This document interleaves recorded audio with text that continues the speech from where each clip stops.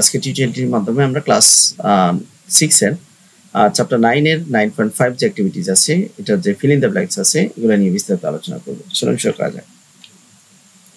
এখানে বলছে activity for polite request. Polite রিকোয়েস্টের জন্য কিছু অ্যাক্টিভিটিস এখানে আছে।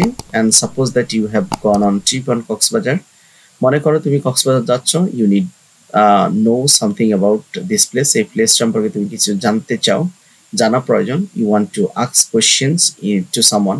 তুমি কাউকে প্রশ্ন করবে। Now rewrite this questions and sentences in polite forms. What time is ইট, এটাকে আমরা কিভাবে বলতে পারি? would you please tell me the time। তা আমরা এখানে এটাকে কি বলতে পারি? could you tell me the time, what time is it। আমরা পলাইট ভাবে এখানে could you দিয়ে প্রশ্ন করতে পারি।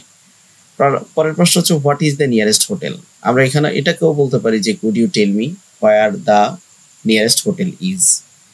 তারপর বলছে where is the ATM booth. এভাবে ডাইরেক্ট কোশ্চেন না করে আমরা পলাইট কোশ্চেন করতে পারি, could you বা would you please tell me where the ATM booth is। তারপরেরটা আমরা এখানে বলছে give me a chance for 100 টাকা নোট। Change, give me a change, আমাকে ভাঙতি দেন।